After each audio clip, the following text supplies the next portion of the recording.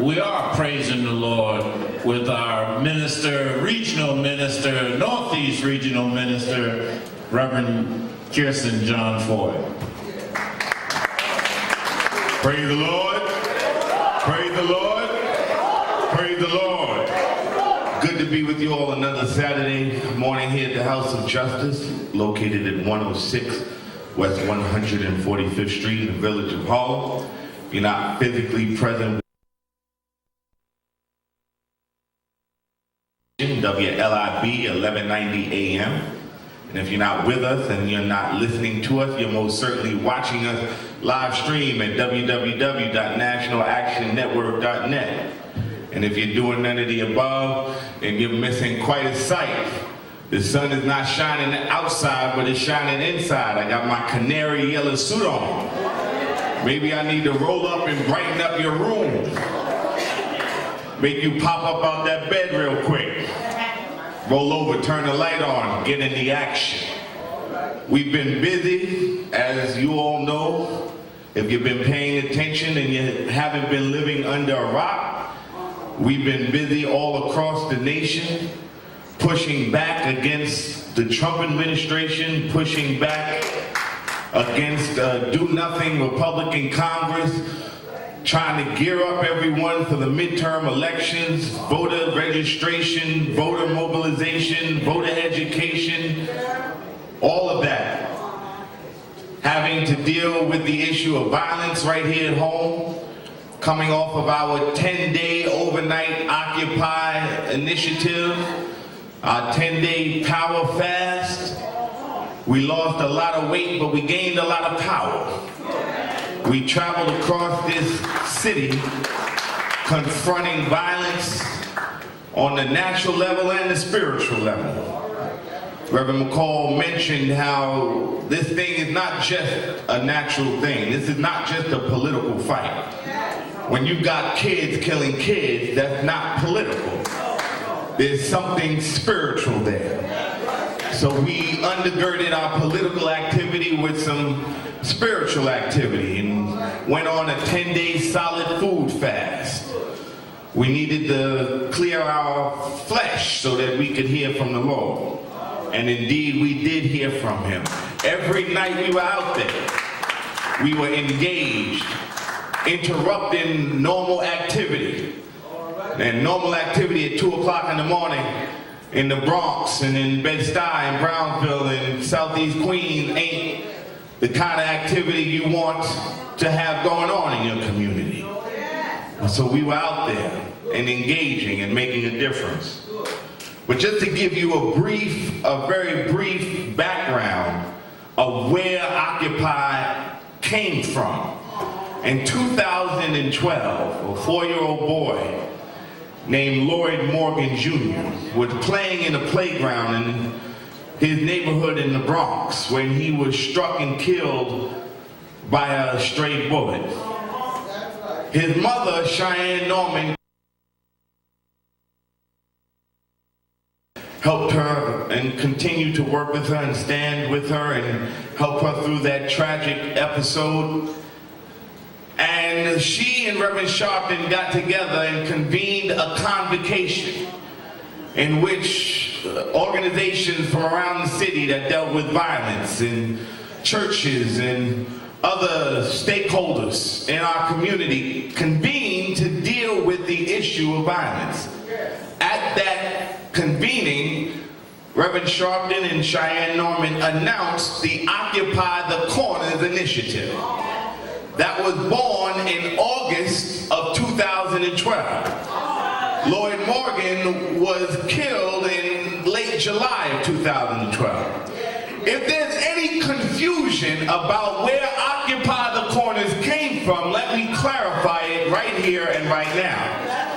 Occupy the Corners was an initiative born out of a convocation called by Reverend Sharpton and Cheyenne Norman after the murder of her 4-year-old son. And every summer since, we have at National Action Network been doing Occupy the Corners, and it has grown, and it has been adopted as a tactic by other organizations organizations, not just here in New York City, but around the country. There are people in Detroit and Los Angeles and Atlanta and Miami and Chicago and every major city where National Action Network has a footprint. We do occupy the corners. This summer, in the aftermath of a rash of killings of 15 and 16-year-olds, the Lord spoke to Reverend McCall, myself, and others and said, we need to do more. And so he dropped in our spirit that we needed to do an overnight. And he dropped in our spirit that we needed to stay in communion with him. Hence was born the overnight occupy of the streets and our 10-day power fast. That's just to give a little clarity to a situation that has been a little muddy in the last several weeks. We have also been seeing this issue of K2 expand and grow beyond New York City. We have seen reports now out of Connecticut where there were several dozen overdoses on a super juiced up version of K2. So we in the Northeast have decided we are going to organize with our people in Connecticut and take our K2 fight not just locally around the city, but take it around the region and indeed around the nation. Synthetic marijuana is not a drug. Synthetic marijuana is a chemical that is designed to turn a human being into a zombie. And that is what's happening. People are being turned into walking zombies, cash cows for some animals that want to create and import garbage into our community. So we are identifying these individuals, we are working with law enforcement, and we are removing these individuals from having a presence in our community one way or another. We will not allow what happened in the 70s with heroin and what happened in the 80s with crack happen in 2018 with synthetic marijuana. It's not going to happen on our watch. So we're going to take our Red X campaign to Connecticut. The issue of police accountability remains front and center. We have been seeing reports from around the city, from precinct after precinct after precinct, of the failure of precincts and officers under certain commands to deal with our community respectfully, to regard our community the way every other community in the city is regarded.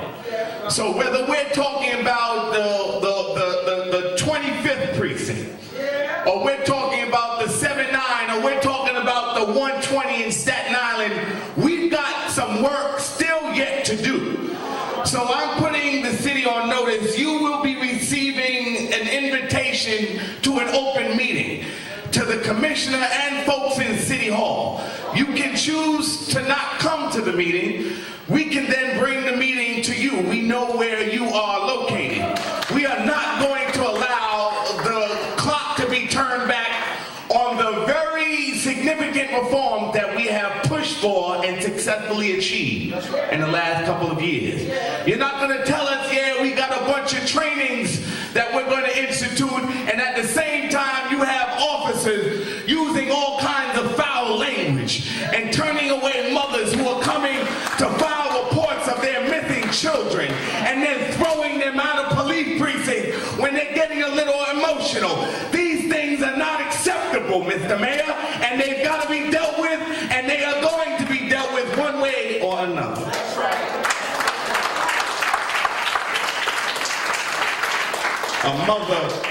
A mother did not see her children for almost 48 hours.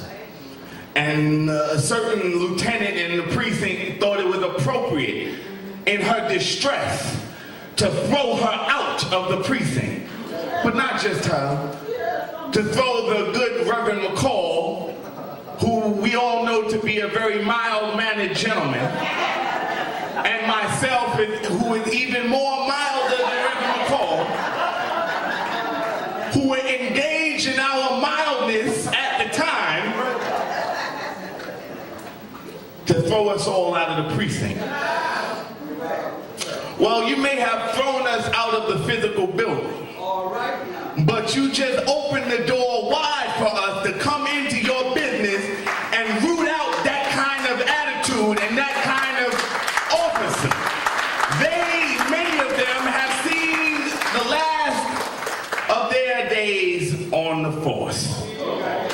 I want to put you all on notice. We will be having an Attorney General debate.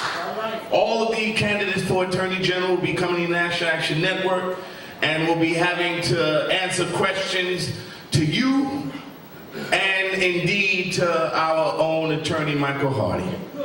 Let us now at this time move on in our program. God bless you all. We are going to see you shortly on the street. God bless you, National Action Network. Devon Neal, our musical director.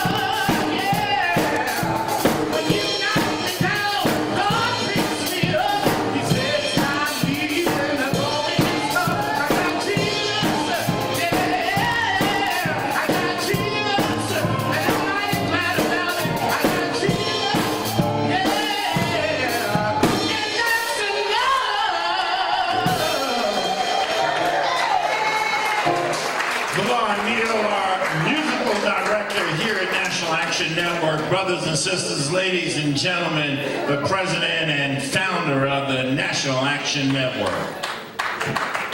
Good morning. I am obviously welcoming you that are there in the house. Good morning. I am obviously welcoming you that are there in the House of Justice, and you that have joined us by Impact Television. I'm not there today. I, in fact, am on MSNBC, sitting in for my little sister, Joy Reid, today and tomorrow from 10 a.m. to 12 noon Eastern Time. She's my little sister. We kind of look out for each other. So you can watch me do AM Joy live from 10 to 12 today and tomorrow on MSNBC, but I'm still doing my show in the morning, Politics Nation with Al Sharpton at 8 a.m. Eastern Time. In fact, tomorrow morning, I'm going to have on Martin Luther King III to talk about his father, Dr. King's relationship with Aretha Franklin, something that you need to watch. And I'm going to have Omarosa on. I'm going to ask her questions that no one has asked her, delve into a little deeper on why she was with Trump in the first place and what was the real issue of race in the White House. So watch Politics Nation tomorrow morning. But today I want to say that we lost not only a iconic music figure, not only a queen, but an activist. Aretha Franklin was an activist from her very young years. Her father, Reverend C.L. Franklin, who was one of the preeminent ministers of his time, was a working partner with Dr. Martin Luther King. When Martin Luther King marched, called it the Walk for Freedom in Detroit in June of 1963, it was C.L. Franklin that chaired the Detroit committee that brought him in and marched with him. It was at that speech, June of '63, that Martin Luther King first started talking about I Have a Dream. That was with Aretha's daddy, C.L. Franklin. And of course, 2 months later, Dr. King led the March on Washington in August of '63, where he made this speech, I Have a Dream, and it became a world-renowned speech. So from her very young age, she was in the movement. She used to tell me around '67, after Dr. King had come out against the war in Vietnam, a lot of his contributors and donors left him. They wanted to keep their rapport with the White House. And Harry Belafonte and Aretha went on the road, 11 cities, and did concerts to raise money to help Dr. King make payroll. Even some of the churches wouldn't let Dr. King in. And she went out there and worked as a hot artist to help the movement. And on through the years, she was on the founding board of Operation Push, and she supported National Action Network. I remember early in Nan's history, she would send me a donation. She would call my radio show. When she was home in Detroit, she listened to Keeping It Real. She came to my birthday parties. We always stayed in touch, as many of you met her and saw her down through the years that attend Nan's stuff. She was a freedom fighter. She stood up for things from Dr. King's age till now. So don't just think she had a gift to sing. She used that gift and used that platform to do God's work. She used to always say, Ramal, if God gave you a gift, it was for a reason. It wasn't just for you. And she used her gift, which is why we dedicate this broadcast to her. I've been talking with her family all week, and as the funeral services are announced, obviously we will share them and be present. But I want you to know we not only lost an incomparable, peerless singer, vocalist, we lost a freedom fighter. And I lost a friend.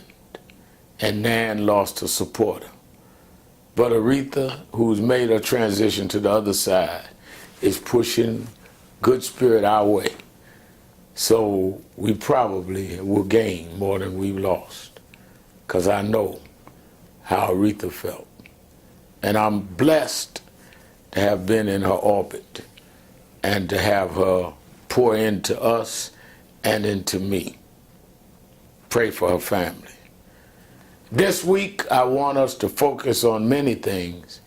And you know, I only miss about 2-3 Saturday rallies a year. This will be the second, so I don't have any more to miss, maybe one more. So I'm also very particular about who I hand the platform over. Now, yeah, it's a little underground, big storefront, but that's the way we are. We are a proletariat movement. Just because I don't believe in a big cathedral because I want it to be accessible doesn't mean I just let anybody do the main message every week. So if I tell somebody they're the messenger for the week in my stead, you know it's somebody I hold in the highest regard. This minister pastors probably the fastest growing church in the northeast of the country, certainly in Harlem. He's a senior pastor of the First Corinthian Baptist Church. He's a member of the National Board of National Action Network. He is a preacher par excellence, but he's also a theologian, a scholar, a learned man, but who can reach people in insightful ways. He has real prophetic promise, and I regard him and respect him. He's also like my little brother that I never really had that close, that was right in the same town with me. But even if he wasn't my little brother, he'd be just as profound, just as prophetic, and just as needed. So sit back, open your mind and heart, and take out your notebook and laptop, because you're going to learn something and be inspired by the Reverend Michael A. Walron. Give them, Pastor Mike, give them what they need. On Impact TV. It is always good to be here with you, Nan. It is especially an honor to be here to stand again for my friend, my brother, Reverend Al Sharpton. And we thank God for him. We thank God for the work that God has called him to do in this season. Yeah, I'm playing. Gotta get me centered. It's also good to be surrounded by such amazing people who are here on the dais with me, but I always have to recognize a living legend, an icon, Dr. Herbert Daughtry, who is amazing.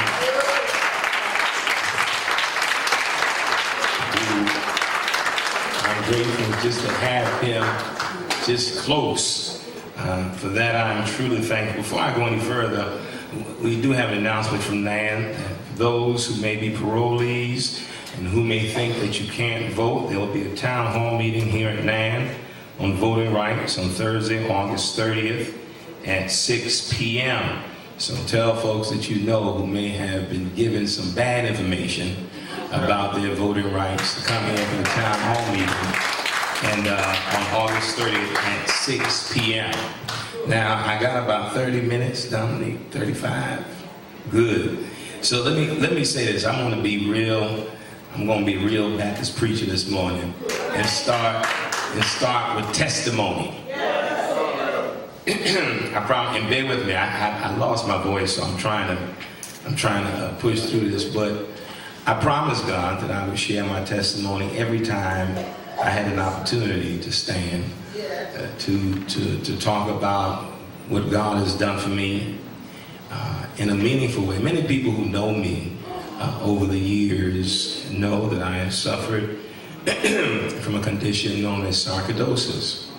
I got diagnosed when I was about 10 years old, and over the years that diagnosis had been confirmed numerous times. In January of last year, in fact, Reverend Sharpton knows this story well. In January of last year, we went on a missions trip to India. We were in India for about 10 days, and the last 2 days in India, I got extremely sick. And I was just asking God, just help me get back home and I'll get to the doctor. But we were in villages, and so there was no real access to doctors where we were. And so got back, and I went to I made an appointment with my doctor. Started feeling better when I got back. My doctor had to cancel the appointment because his mother passed away. And so I'm on the board for the Foundation for Sarcoidosis Research, and one of the board members told me about a doctor at Mount Sinai who focuses on sarcoidosis research. Couldn't hurt. Let me go talk to him, see what's going on. Maybe some things are going on, since my doctor was going to be out. So I sent this doctor at Mount Sinai my medical records, and then I had an appointment. This is now February of 2017. And so during the conversation, 20 minutes into the conversation, after he had gone through the records fully, this doctor said something to me that shattered me. He says, Mr. Walron, I do not think you have sarcoidosis.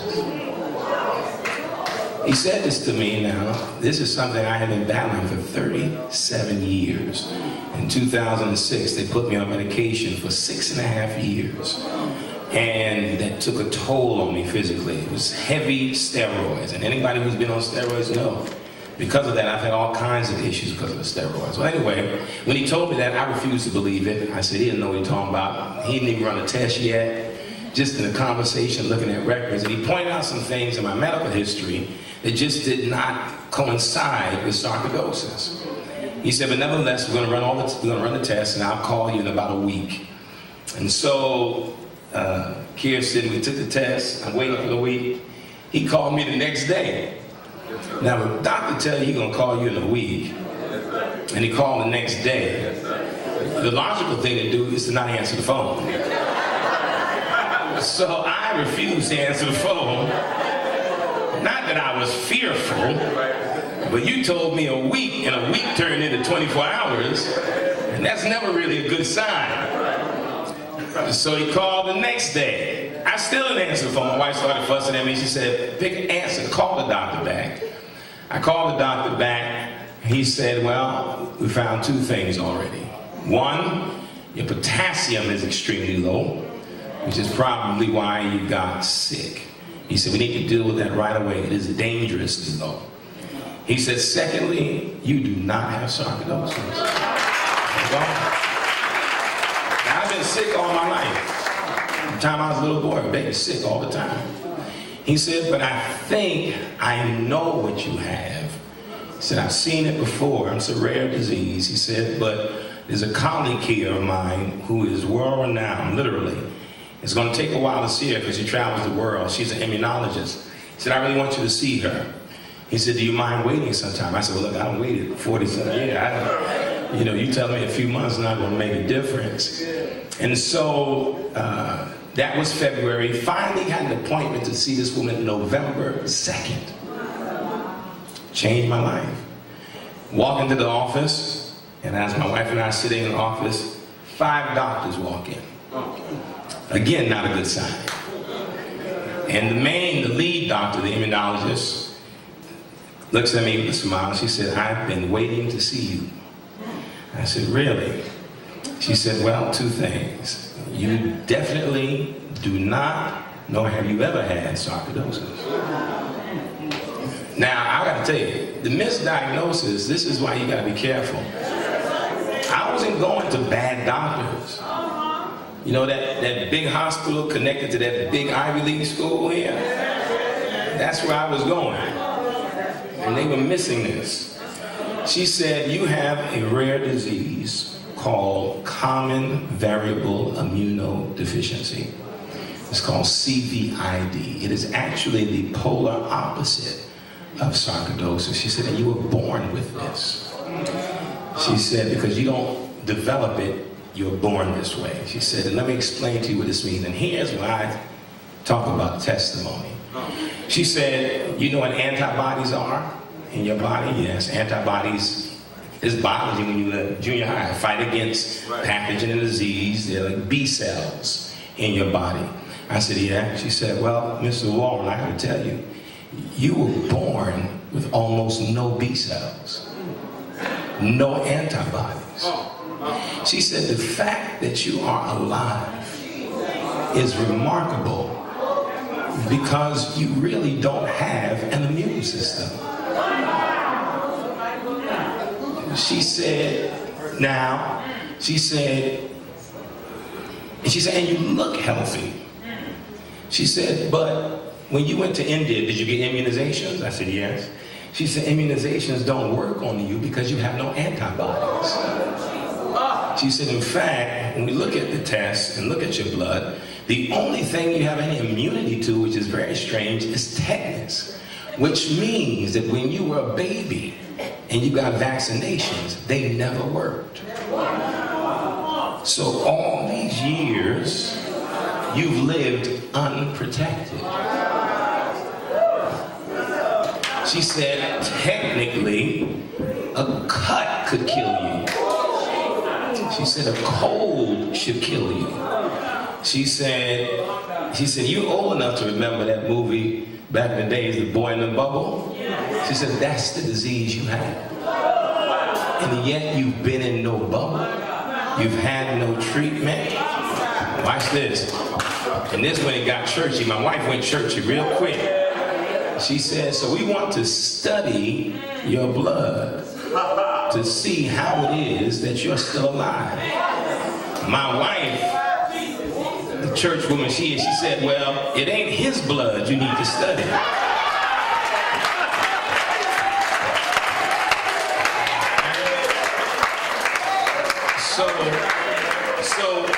So she said, I've had patients your age, but they were diagnosed when they were children. She said that you've had no treatment, no diagnosis, misdiagnosis. In fact, I had steroids that suppress your immune system. The steroids should have killed me. And I was on those for 6.5 years, and they did not kill me.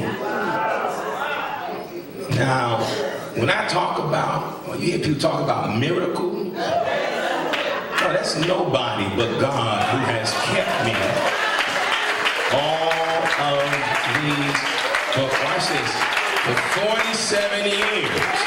Every second, every minute, every hour, every day, every week, every month, every year of my life, God has been keeping me. Only God can do that. So, but it explains so much in my life now. She said because, and I'm gonna add this too, I gotta add this.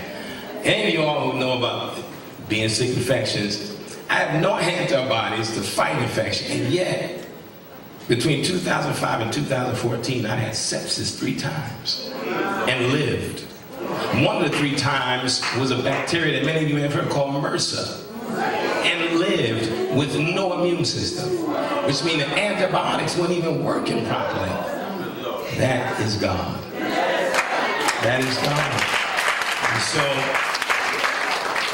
y'all you understand, my voice gonna talk right now, I'll be flying around, but that's God. And so I'm grateful. I told God every time I get a chance to share that story, I'm gonna tell it, because when you hear somebody say, look at me, I'm a testimony, I'm a testimony of what the Lord can and has been doing. And so I have to say now, I've been in treatment since January. So basically, every month I do infusions, 3.5 hours once a month, where they seek to infuse B cells into my body, antibodies. I've lived this long, but according to doctor, we don't want to keep taking chances and try to build my system up a little bit. But look, God is faithful. She said, when I think about all the places in this world I've traveled, got immunization shots for it, it never worked. And when I was in India, let me tell you how deep it was. I was in India, I was baptizing in a river infested with bacteria, where people were bathing, where there were cows in the river. I baptized folk in that river, only to find out, well, as the doctor said, there's no scientific reason I'm alive, but this ain't about science. This is about God. And so I'm grateful. So I'm tempted to just sit down right now. That was it for today. But I'm going to say a few things. Reverend Sharpton laid it out for us extremely well in that video presentation in terms of not only how we're called to remember an icon in Aretha Franklin, and the tributes have poured out since her passing, her transitioning. But I'll just say that we were blessed as a nation, as a people, to have someone whose gifts were so transcendent and transformative. And you always can recognize someone whose gifts are not of this world because of their ability to bind people together and help people see beyond the division and the divisiveness that often gets us so caught up in these days. And so I'm grateful. Many of us in some way have been touched by her gift, and I'm sure between now and the homecoming celebration, even beyond that, for years to come, generations will continue to talk about Aretha Franklin and what she means to so many of us. But I want to say two more things, and then I'll be done. One, I was listening to Kirsten share his remarks, And it made me think about some famous words by Audre Lorde, who said that revolutions are not one-time events. There's so many people in this age that I call it the age of tragic shallowness, where we're so seduced by this kind of self-intoxicating era, where everybody is completely engrossed in self-aggrandizing activities, that we find ourselves even measuring our activism by our often lack of consistent engagement with issues. Audre Lorde's words are profound, because when I see so many people who want to be activists, or who claim to be activists, who show up to events, revolutions are not events. Revolutionaries understand that for transformation to take place, it demands and requires sustained engagement. You can't measure your activism by how many likes you get on social media and how many followers you have.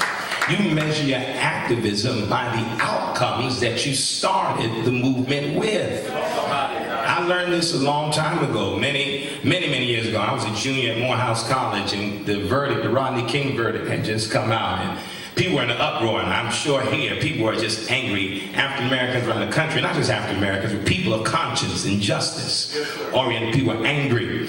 And we were students in Morehouse College, and many of the students in the Atlanta University Center, Morehouse, Clark Atlanta, Morris Brown, Spelman, we were marching and protesting. Now, if this was a day of social media, it would have been a scandal, because they were trying to stop the students from Morehouse, Dr. Daughtry, from marching. The Atlanta police was literally dropping tear gas from helicopters on the Morehouse College campus to stop us from leaving the campus. But we didn't stop. We kept marching. We marched. We were angry, just angry. And we marched from the campus all the way downtown to the Capitol in Atlanta. And at that time, the mayor of Atlanta, Maynard Jackson, Maynard Jackson saw us, hundreds of students outside, and Maynard Jackson came outside, and we were just upset. You know how we were young, 20s, and we didn't want to hear nothing, that nobody in leadership, every time he said something, we tried to shout him down. Couldn't shout down Maynard Jackson, though. It was hard. And Maynard Jackson, Kirsten, changed my perspective on activism and what it meant to be a revolutionary and what it meant to be a social justice leader. He asked a question that dislodged me, discombobulated me, threw me completely off. I was one of the student leaders, and we were all out there, and he raised one question that exposed the limits of our activism. What's that, Doc? What do you want? What do you want? A simple question. Yes, sir. But when you're fueled by rage and no plans, it can dislodge you. What do you want? And very quickly, it became clear that we didn't know what we wanted. We were just mad. And it was there on those steps that I heard the phrase I've been using ever since. He said, if you simply operate on anger and rage with no tactic, no strategy, no plan, no ask, no desired outcome, he said your rage and your anger is nothing short of a public temper tantrum. But it has to be connected to mobilizing. It has to be connected to strategy, legislative outcomes. That's how we are here today, because of those men and women who came before us, who sacrificed life and limb. They didn't just sit around being angry. They strategized, they had plans. Dr. Daughtry and those who were here in New York leading social justice movements, they didn't just sit around talking about they were mad. They had plans, and they had plans of action, and they had strategies because they had a desired outcome. Anger doesn't pass a bill. It will motivate the movement.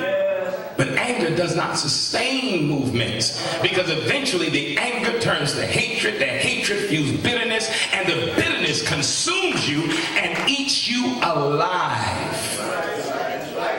Now the king was right. You only drive out hate by love. That is how you begin to move forward. But that's something, because as kids were sharing what they were doing, when you're an activist, you don't go looking for attention. You don't go looking for the cameras. It doesn't matter if 5 people show up, 4 people show up. It doesn't matter who shows up. You are not there to get attention. And too many people in this age confuse attention with progress and attention with success. Getting attention doesn't mean you understand what you're trying to accomplish. And that is why today, these days are so critical. Because we see now televised insanity daily. We are bombarded by images and language that is probably some of the most vile that I've seen publicly in public discourse in a long time. We are completely almost overtaken daily by the reckless rantings of a pathological narcissist in the White House. We are always finding ourselves consumed by the language that is dividing us further and further. I've never seen so many people comfortable publicly being misogynistic, being xenophobic, being racist, being sexist. Never seen this in my age. I'm only 47, but I've not seen this like this. And so what do? Every day find new ways to talk about how bad the person is? No. I was listening to the radio the other day, and people were saying, well, you know, Trump said the N-word on tape. Right. We think we got him on tape. And what? And what? You need the tape to know he's a bigot? If you don't know by now who he is, you will never know who he is. He's already exemplified what it means to revel in racist rhetoric. You've already seen this. Right. So you don't need one more ounce of proof. Come on. The issue that Manny Jackson hit us with. What do you want? What do you want? What you want determines what you do. And unfortunately, sometimes we wait to the last minute to want to rally troops. No. When I hear people now talking about the midterms here. You start talking about that after the election in 2006. You start working then. You don't wait till the night before to decide you want to wake up. That's a whole other conversation, by the way, because I tell people who want to tell me, you gotta be woke. I was like, man, look, I was woke for a long time. And if you just now woke up, that means you need to go back to sleep. Because if it takes this to make you aware of what's been happening in this country for hundreds of years, something is off. And so that's why I applaud the work of Kirsten and Reverend McCall and others, because that's the work that changes communities. When the lights are off, the cameras disappear, and the crowd is gone, if you're still there doing the work, that means you're committed to justice. And you're doing the work that it takes to transform our communities. So I applaud you on that, and that to me is what is sustained engagement. Now, the last piece. I guess in my 15 minutes. There's a scripture I want to read very quickly and share it with you all. And I'll make a few comments, and I think this is a good way to close out today. It is a famous scripture that we often hear recited, but we don't often get the context of it. But it's a famous one, Jeremiah 29:11. It says this, "For surely I know the plans I have for you, says the Lord, plans for your welfare, not for your harm, to give you a future with hope." Right. Surely I know the plans I have for you. You see, when we hear that often recited, it is said at moments when we often find ourselves with maybe our backs against the wall and we begin to wonder what our future holds. And so to hear the words that remind us that God has plans for us, it invigorates us, it enlivens us even when we're going through. But there's a deeper context to this passage. Israel is in Babylonian captivity. They are being held captive by their oppressors.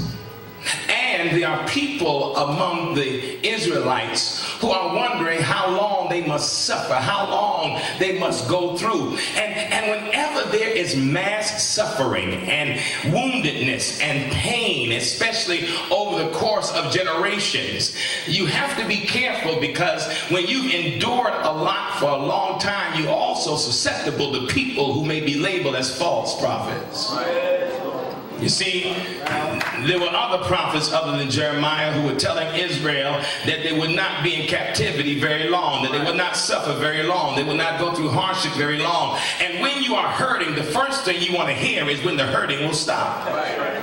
And so oftentimes, because you want the hurting to stop, you want the bleeding to stop, you want the pain to stop, we gravitate towards those persons who give us easy messages that give the appearance that things will not be like this that long, or give us these quick formulas: 3 steps for your breakthrough, 2 steps to turn this around, 5 steps to get your marriage right, 4 steps to come out of debt. All these easy formulas that we gravitate to because we don't want the pain to endure.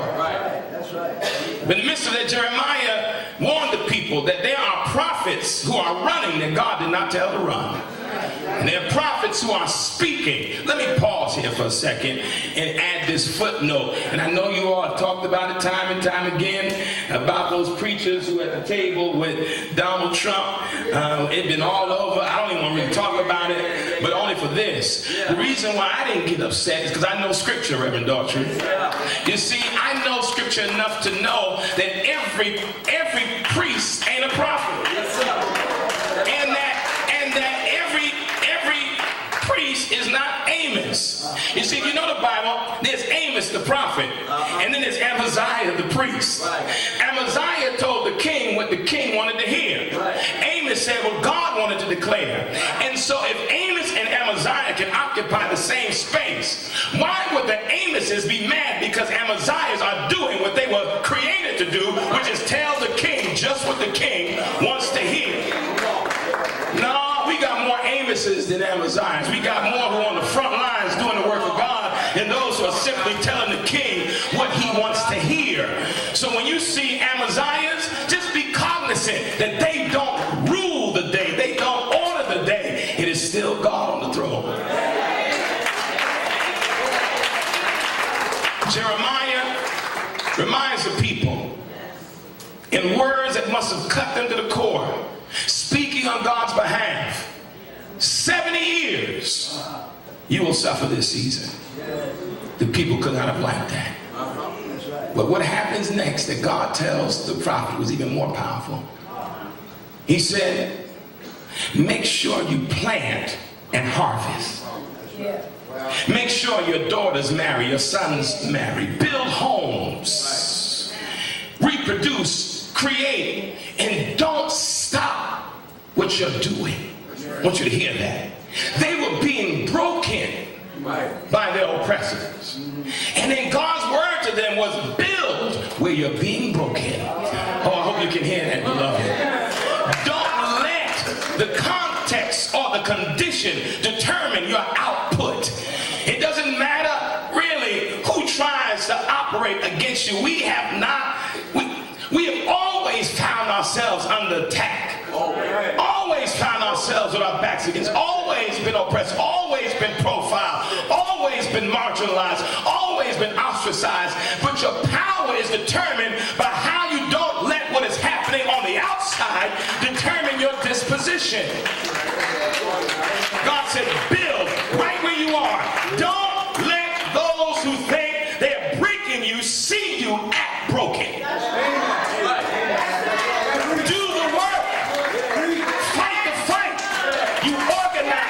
You strategize, you continue to build right where you are. Because if you begin to act broken, talk broken, look broken, then they really want to fight. So build where you're being broken. And then they wondered, how can we endure then? After all we've been through, how do we build where we're being broken? And there's where Jeremiah 29:11 comes. God says the reason why you can make it, the reason why you can sustain your confidence in this season is because I know the plans I have for you. plans for your prosperity, plans for your healing, plans for your wholeness, plans for your restoration, and not just plans that God has, but plans that we have to participate in. That's right. I'm always leery of people who don't want to participate in their own breakthrough. I'm always suspicious of people who don't want to participate in their restoration and healing. No, build in this season. Even while God is doing God's work, we have to do our work. That means sustained engagement. That means renewed energy. That means commitment. That means focus and resolve to never surrender and never walk away and retreat from the battles that we face. Well, I believe in the power of God. I'm a testimony. I'm a witness. But I also believe that you can't forfeit your resolve. That you have to stand firm and stand tall and stand bold in this season and work. Remember, Audre Lorde's words, revolution is not an event. Yes, sir. It's a lifetime commitment. You can't be a revolutionary, only want to show up to the parties. If you're going to be a revolutionary, that means you've committed to doing the grunt work, the hard work. That means you've committed to showing up when nobody else shows up. That you don't look for the cameras, you begin to shine your own light in that moment. That you understand what is required of you. That you do justice, love, mercy, and you walk humbly with God. You understand that to be a revolutionary means that it may not happen overnight, but when you hold on and keep your hands on the plow and refuse to look back, everything that is coming your way will come. I believe that in my heart. And this season demands it. It requires it. And now when I hear people complain, mad, talk about the president, Republicans in power, my question is twofold. What do you want? And then secondly, what are you doing? Because the easiest thing is to stand back and complain. The harder thing is to step forward and start to grind it out. And that's what it takes. Now, if we want to sit around every day and talk about the new news cycle and what more the president said and what more new revelations, no, what's the work? And I'll leave you with this. I take my cues from the carpenter. Amen. I use that language because sometimes we love to say the Christ, the King of Kings, the Lord of Lords. And sometimes when you use that lofty, exalted language, it takes away the essence of who we're following. We follow a carpenter. And the carpenter taught us a few things. The carpenter reminded us that in the midst of oppressive structures that seek to undermine your humanity, you empower one another. The carpenter spoke to people who were being bruised and beaten by the empire. He reminded them that they had worth and value in God's eyes. He helped them to see, if you look through the scriptures in the New Testament, the Gospels in particular, you will see that much of Jesus' teachings were how his people ought to treat one another. How we relate to one another. How do we engage one another? And sometimes in our fight to turn the world upside down and to turn DC around, we forget how to turn our corners around.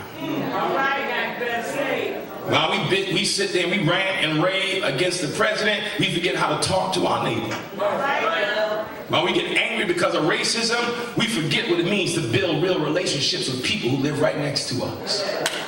It is a work of empowerment and transformation that we cannot let go of, because there's still children who need us present. There are families who need us present. There are people who are hurting, who are wounded, who need our presence. And we cannot forsake our responsibility on our block because we're busy raging against DC.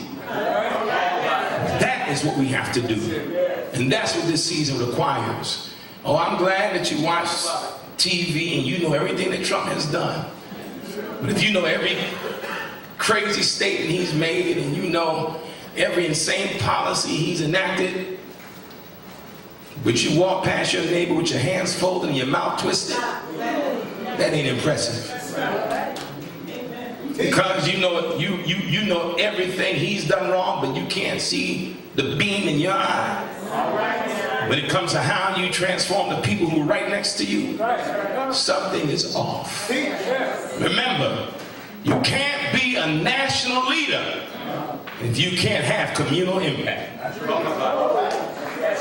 And that's why I mentioned many of our young activists. You want to be on a national platform, but you ain't changed your corner yet. That's what it takes. And the only way you change those corners is through sustained engagement. Because, my brothers and sisters, revolution ain't a one-time event. It requires more of us and more from us.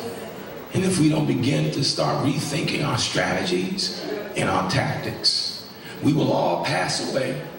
We will fade away. And another generation will be having the same conversations unless we begin to reimagine what this age requires of us right now to bring about the kind of justice we're talking about. We honor the past. We see ourselves as part of the continuum, and then we forge forward to the future and think about the next generations, because what they will face will be things that we could not ever conceive of. But if we do not lay that groundwork now, it will not come to pass. I always remember what Moses told Israel in his farewell discourse in Deuteronomy before he walked away and his mission was over. He said, do not let your children forget the story. Write it in their hands. Put it on the doorpost. Put it on their heads. Don't let them forget. And now too many of our children don't even know the story. And I ain't gonna blame a school for telling my story. We have to tell the story of where we've come from, how we made it, and how we gonna make it. So our children don't have to keep feeling like they gotta reinvent the wheel every time something happens in our communities. And that's the work we have to do, beloved. It's not easy, but ain't nothing worth anything ever gonna come easy. And that's why organizations like NAN are still here for the long haul, and because it takes sustained engagement. And I'm grateful to be a part of this space, and part of the work that God is doing in this community, because God is up to something. You can believe that as sure as I'm standing here. God is up to something. God